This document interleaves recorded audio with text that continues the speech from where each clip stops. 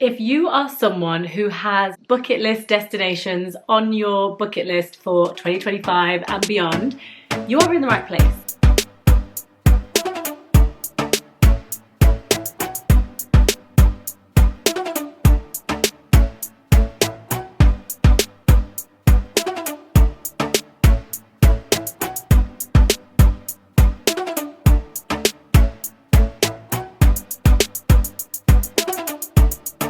If you don't know this about me, I am the queen of planning, especially when it comes to trips and adventures and new destinations, girls trips, couples trips, friends trips, all sorts of things. Like, that is what I do. So not only do I do that in a personal capacity, I have been the trip planner of many different girls trips with my friends, from sailing holidays to traveling around South Africa together, to going all around the States and going to Vegas and New York and having all these different experiences. I've also been in control of planning Disney trips. That has been my role in many a friendship group for a very, very long time. So it only made sense that that skill would then segue into one of my businesses now. So I actually run a business called Travel Addicts UK. And as part of that, I host lots of different activities in and around London. And I also host international group trips for girls. So anyone who is 25 plus, sort of 20s to 40 something, who wants to experience a new destination with a group of travel friends, have things taken care of. So all they need to do is step out of the airport and then they're whisked away on an amazing adventure, taken back to the airport at the end of the trip, and they've got new friends, amazing memories, and an incredible way of kind of zipping around the country and seeing that destination. That is what I do. And the reason that I do that is, I'll be honest with you, it got to the point where I was planning all these different these girls trips with my friends, and slowly over time people got settled down, they got into relationships, they started having babies, they were saving for houses, they were getting married, and I was not at that stage at all. I mean, I'm still probably not quite there yet. So it was quite difficult to start planning trips with friends when they had other things to pay for and other priorities at the time. So I was like, I really still want to travel. I don't quite want to do it by myself, but I'd love it if there were just like a group of girls we can have, a fun time with. And then I tapped into my travel community. So my travel community had been going strong for a few years. We shared tips, we shared itineraries. We kind of found out, where was good to go, who was a good tour guide, and we just spoke about our travels, shared our travel photos. So I trusted that there'll be people within that group that would be open to traveling. So I just kind of put it out there.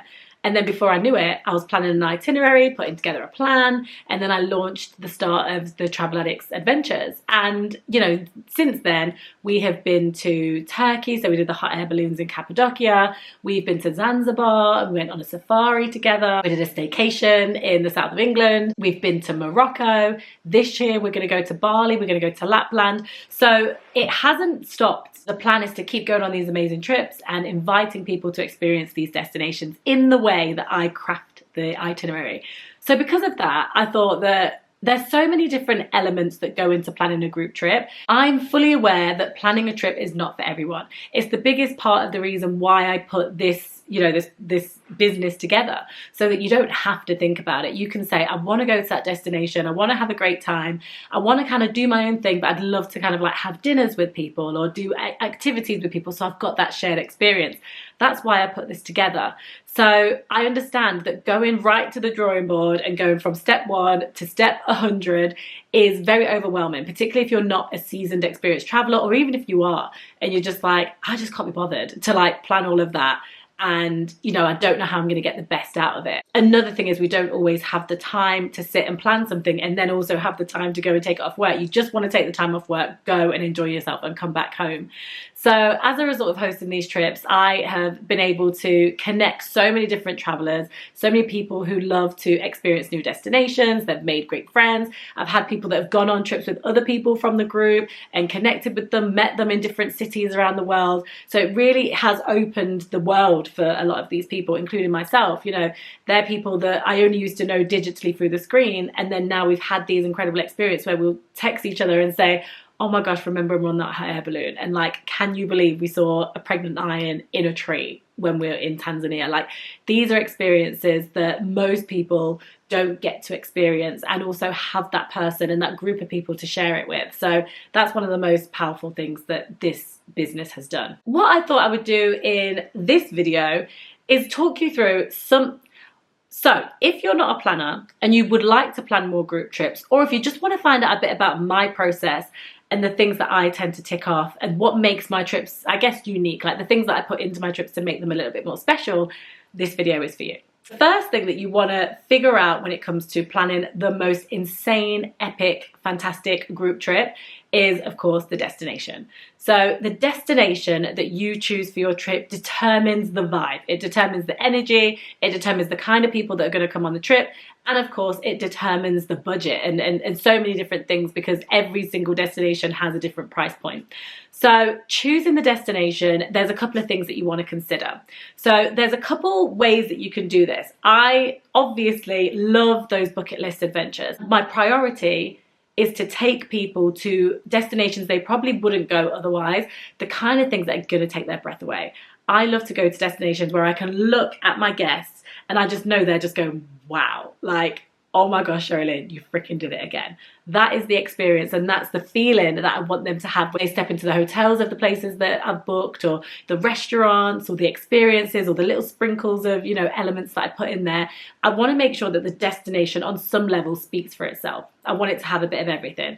So when I do my international trips, of course, I'm going to make sure that that destination has lots of cool things to do. I don't just want to go somewhere where it restricts us so that there's nothing really to do outside of us socializing.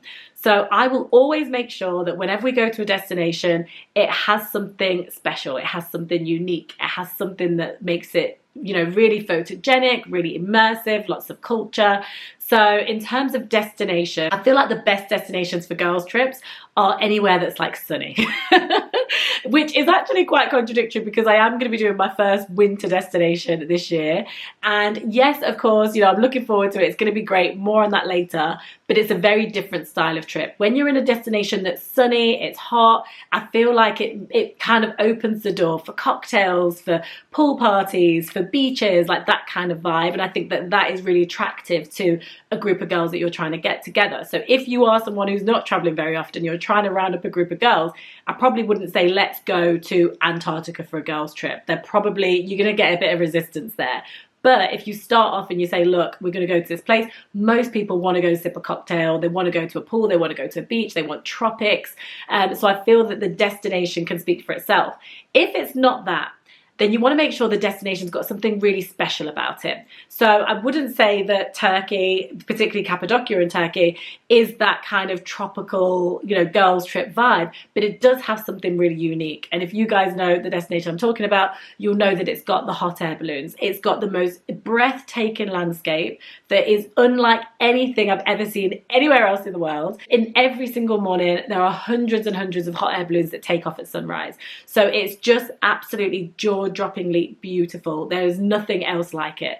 So if you're not going to go for like the pool tropical experience, then you want to make sure you pick a destination that's got something really special and unique about it. And again, that leads me on to the destination of Lapland. We could have just gone to a colder destination, nice kind of like winter, but the special part of it is that it's like Christmas town, isn't it? So it's like known for being like super festive. You've got Santa Claus Village and you've got the Northern Lights as a potential that you could see while you're there. And it's known for like its really, really short days. It's copious amounts of snow and all of its like fun kind of childlike activities that are options available to us.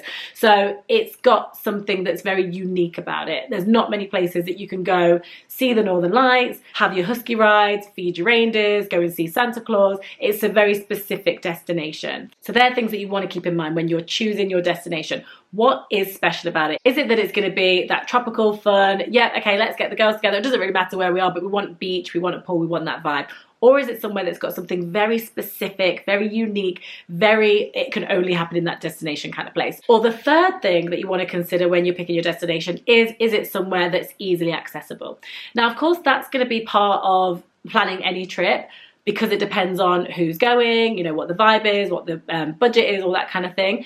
But sometimes a trip can be determined purely by its location. So for example, a couple of years ago, I wanted to make the trips a little bit more accessible to people. And I decided to do a staycation. So I did a much more local trip. So it was, you could drive down there in a couple of hours. And then I hired out this old Tudor house and we all stayed there for a 2-day sleepover. We had a pool, we had lovely dinners together. but the pull of that was not necessarily anything around it. We didn't actually leave the house at all, but it was just more about the location. Can we all get there? Can we do it in a weekend? Perfect, let's go. So they're the three things that you want to consider when you are planning out a group trip. The second thing that you want to think about is what we're going to do there. What are the activities? What are the go-to things? So if I go back to those 3 points again, in the first destination where it is pool vibes and whatever, you want to think about what kind of excursions come as part of a tropical destination, or, you know, a city break or whatever. So there might be, if you're going on a city break, there might be like cool sightseeing tours that you might do, like cycling tours. There might be some cool buildings that you can have a look at. There might be like nights out and cool events that you can go to, or galleries, that kind of thing. If you are going to be going to like a tropical jungly, you know, destination, there might be zip lining, there might be snorkeling, there might be scuba diving, there might be cocktail making. You know, there's all these different activities that are probably going to be more likely in those destinations.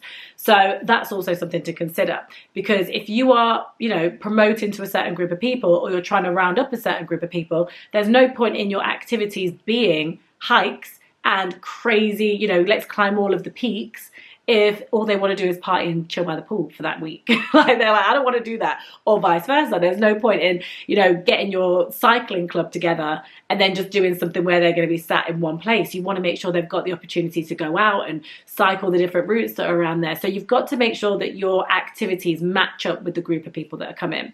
So what I tend to do when I'm hosting my group trips is I include lots of activities. I think that sometimes we can get a bit of analysis paralysis when there's 100 different activities that we could do within this 5 days. So then people are like, I don't know what to do. So I personally go out of my way to do the research, to look at, you know, which activities working best, what are good for groups, how can we kind of get a big group of us together in this particular booking.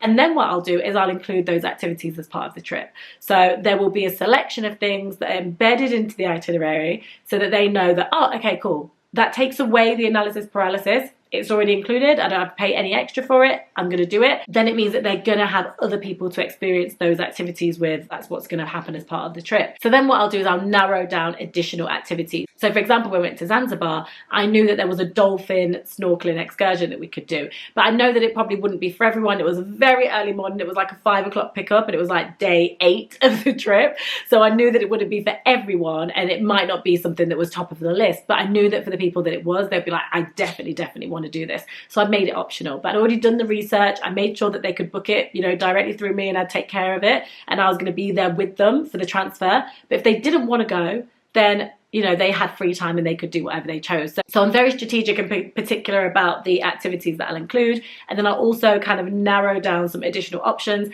And then again, even further than that, I'll always leave gaps for free time so that people can go and explore on their own, or if there's a particular activity that they want to do, that they've got the kind of room and ability to squeeze that in within the itinerary as well. Another thing that is a key part of planning any group trip is the itinerary. What I tend to do when I'm planning activities for the girls, when I'm hosting my trips, and also for friends as well, I will always make sure, and this is based on, you know, the experiences that I've learned by hosting these trips, is that you want to front load the first part of the trip with activities, and then you want to slowly decrease the amount of activities throughout the trip. Now that happens for a number of reasons.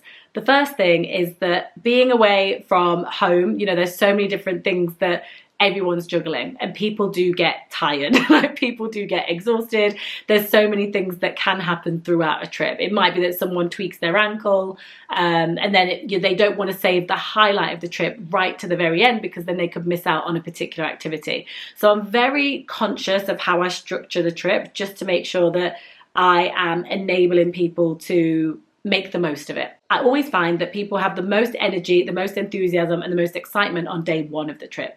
They are prepared to go to sleep, wake up, and they'll be like, right, okay, what are we doing today? They don't want to have a slow day. They don't want to have a free time day on day 1. Absolutely not. So what I'll do is I'll front load the itinerary. I'll make sure that there's lots of activities. I'll get the things out of the way that require the early morning pickups, or they've got the longer nights or things like that. I'll put those at the beginning part of the trip, because it means that while we've got that energy, while we've got that enthusiasm, we're making the most of it. What I've realized is by a couple of days into the trip, people have started to kind of speak to other people in the destination.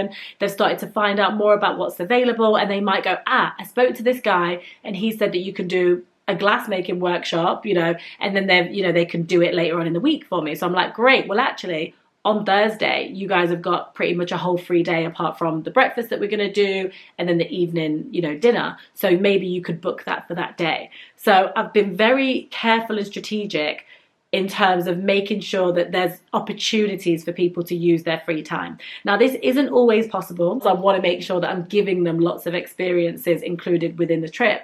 And also a second part is that I tend to move around to different locations. The reason that I do that is to give everyone a little bit more of an in-depth feel of the destination that we're in, and also it gives me a bit more of a springboard so that we can go to lots of activities that are in that particular region. For example, if we stay in one place and then we're constantly having to drive up the coast and come all the way back down to do the further away trips, and then we're just going, you know, a stone's throw away to do the other activities, it doesn't make sense. For me, I'd much rather do the activities here that are within that region, and then I'd like to go up the coast, and then we'll kind of, you know, camp out there, and then that will be where we do the other parts of the activities. So I will try to manage my itinerary in a way that allows us to slow down later on in the trip as much as possible. So if we go to the place right at the beginning that's got all the activities, all the jungle, all the fun, and then we slow down and we end up in the bars and we end up on the beach and we end up on the boat trips, and that tends to be kind of the direction that I go. So when you're crafting your itinerary, there's a lot to think about in terms of that. Especially if you are doing an activity-based holiday, you don't want to save the hardest and most difficult and strenuous activities to the end of the trip. You've got to take into account that people throughout the trip are going to be out of sync with time changes, there's going to be jet lag, they're going to be exhausted from the activities that you have done with them, that by the end of the trip, they don't want to then have to summon that energy. They want to chill out, you know, they want to relax on those last few days of the trip.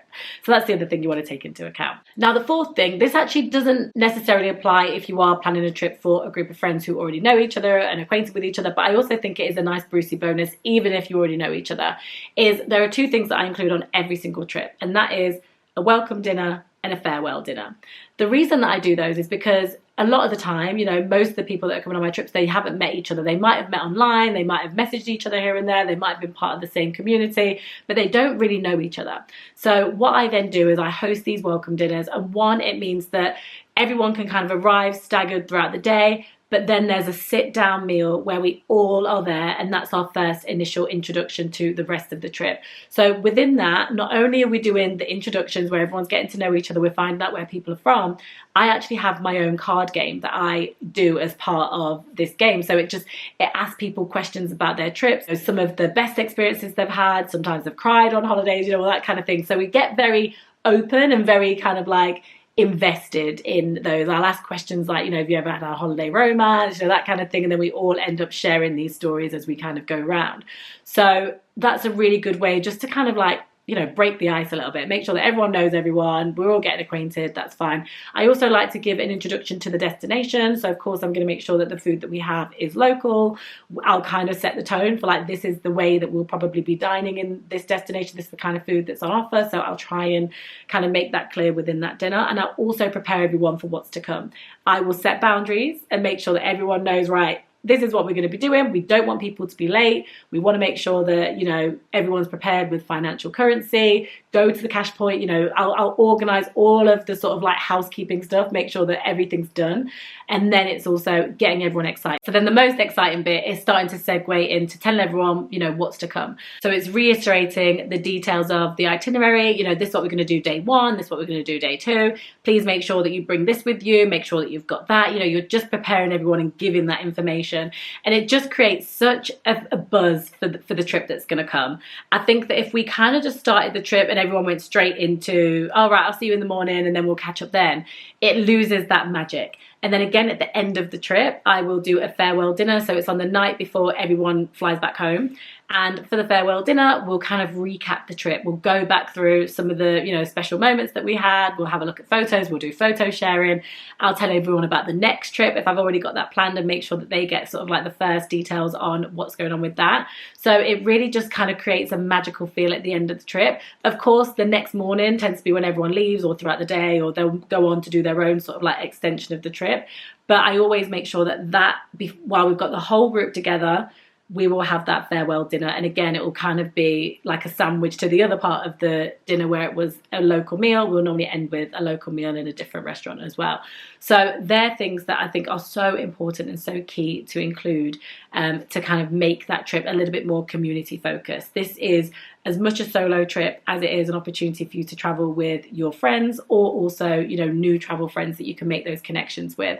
So then what you'll find is throughout the later parts of the trip, because they've already started to open up and, you know, feel comfortable around each other, you'll find that a couple of the girls will go off and go shopping together, or some of them might go to the pool together, or a few might plan an activity together.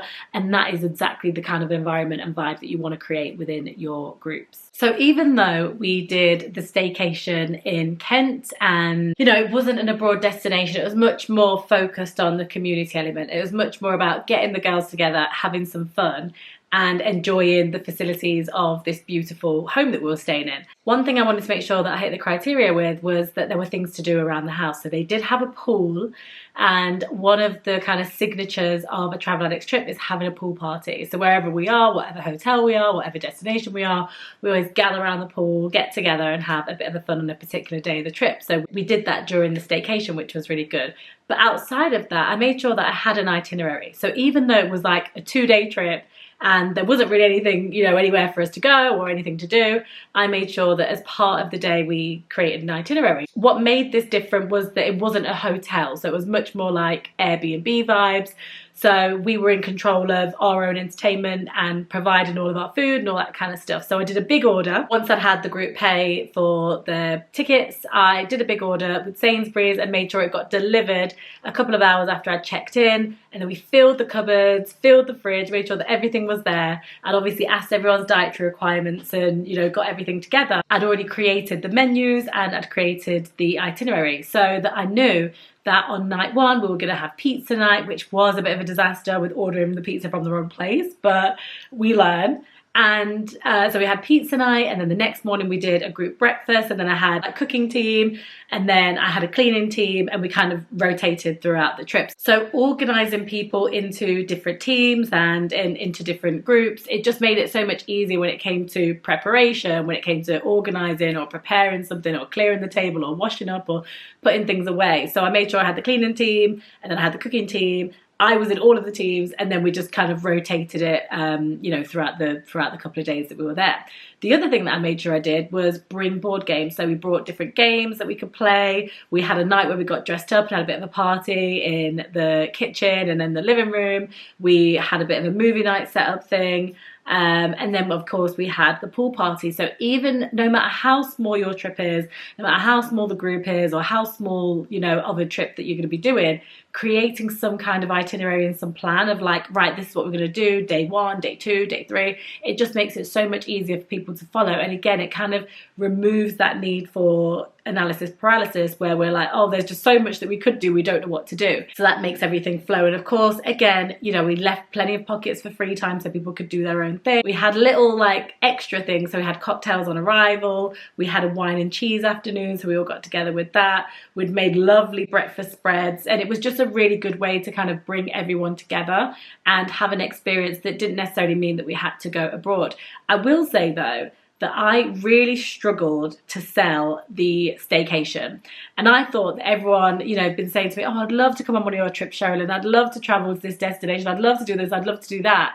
And I thought, right, well, the reason they're probably not coming on the safari trip, or the reason they're probably not coming on this trip or the Cappadocia or Morocco, is because of finances. So if we do something that's like super low cost and really local, it should kind of alleviate that problem. But it turned out that I really did struggle to sell those spots, and it ended up being very, very slim margin of me being able to make any kind of profit. And it was a lot of work for, you know, not a lot to show for it. But I will say that I was able to bring the group together, and, you know, with what I do, it's not just about money. There are lots of other things that we could all do as businesses, but the reason that this works is because it's a passion first and then it's a business second. So that leads me on to financial elements. So when you're planning any trip, you have to get the finances right, because I've been caught out by this, by not pricing the trip correctly, selling it, and then being like, oh, there's got to be so much room for conversion rates, for payment fees when they go through your website, things for overflow costs, unexpected costs, prices increasing by the time you actually go on the trip. So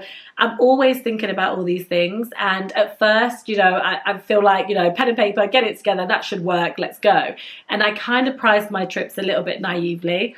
Over the time of hosting the trips, I realized that things can go wrong. There are additional costs that can come out of nowhere. So what I've done is I've actually designed a spreadsheet that makes everything so much easier. It's just plug and play. It converts all the currencies for me. It's got a section for overflow costs. It's got a section for unexpected expenses, and then it's also got like a little kitty. So if there is anything that I want to offer and I'm like, I don't want to eat into my own money that I've got available on my trip, then there's an additional pot. So from that pot I can pull from it if there's, you know, an unexpected cost that comes up, or sometimes hotels charge you like a tourist fee and then it might not be, you know, clear on the website or whatever. So things like that, it just means that I can take care of it because I've created this buffer. If I don't use that buffer for one of those unexpected costs, then it means I can be generous on the trip and I can offer something extra. So I can get everyone a couple of rounds of drinks, I can treat everyone to a meal. It just means it gives me that wiggle room. And I will say that up until this point, there's always been a hidden cost. There's always been something unexpected. So thank goodness I've included that overflow cost in all of my plans, because you just never know, you know, what it's going to be. It's also worth giving everyone an idea of what they're going to spend on the trip. So I actually don't include flights on any of my trips. The reason is because even though it's Travel Addicts UK, there's multiple airports in the UK and I can't, you know, the price is not going to be the same flying from all these different airport locations. And second to that, I actually have most of my people coming on the trips from all different countries all over. So they can come from Europe, they'll come from the States, they'll come from all over. So I cannot guarantee that the flight price is going to be the same from the UK as it's going to be from Greece or as it's going to be from Atlanta. So I just do not touch the flights at all.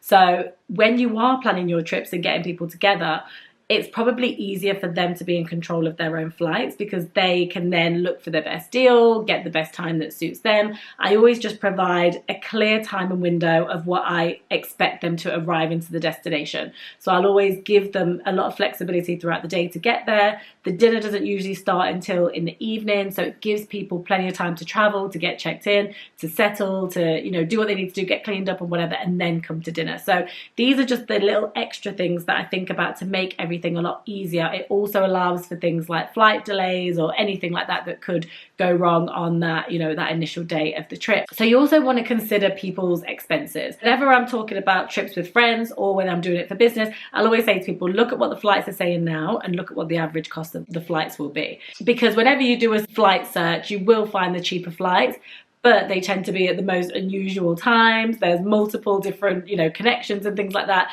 So you want to kind of make sure that you overestimate the flight cost so that it kind of makes room for if you do want to get a flight that's more suitable or if the prices do go up. The other thing that you want to do is talk to your guests about the currency and what they should expect to spend on the trip. For example, with the staycation, I made sure that I embedded all of the costs, which was in hindsight a bit of a problem, but I made sure I embedded all of the costs of the food and the alcohol and, you know, the games and the activities and things. That was all included in the price. So all they had to do was pay for that. They got their accommodation, they got their breakfast, lunch, dinner, they got everything else included. So it just made it a lot easier. So I could say to them, you don't really need to bring anything extra unless you want to bring it.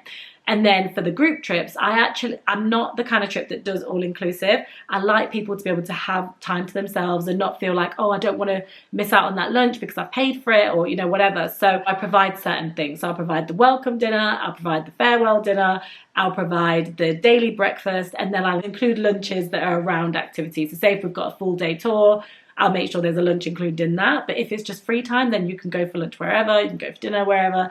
And it just gives people that little flexibility option. But every single destination is going to have like the average price of bread. So if you can base what people are going to be spending on like basic things. So if you know that a meal's going to cost, I don't know, £3 if you're in Thailand, or if a meal is going to cost about £12 or £15 if you're in Italy, then you can make that really clear when it comes to people preparing for the trip. You don't want people to get onto the trip and have no idea how much things cost. You want to make it really clear from the beginning. this is what you could expect to spend, this is how much this restaurant reservation is going to be.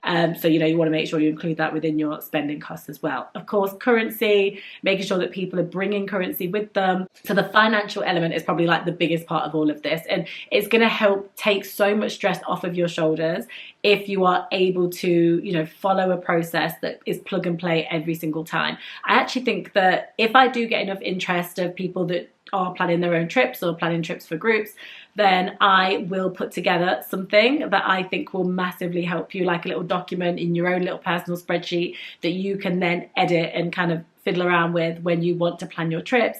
I think that that will make this whole process just feel like a weight off your shoulders, and it's massively changed how I run my business. So surprises, you also want to throw in some additional elements. I'm quite careful to include the itinerary, you know, on the website and tell my friends, right, we're going to do this, but I always throw in additional surprises as well, and they can vary. I'll always include things that are a little bit useful. So for example, if we're going to be going to a beach destination or we're going to be doing a city break, 9 times out of 10, wherever anyone is, they always need bags, and there's never enough bags. I don't know why, but there's never enough bags. So what I always do is include some kind of canvas bag that's got the logo on it, and you know, then they're part of the trip. You can include things like hoodies or jumpers or pajamas or anything like that, something that's going to make them feel like, oh, that was part of that trip. Anything else that's useful can be things like sunglasses, chargers, pens, waterproof cases. You can include things like travel adapter, anything like that.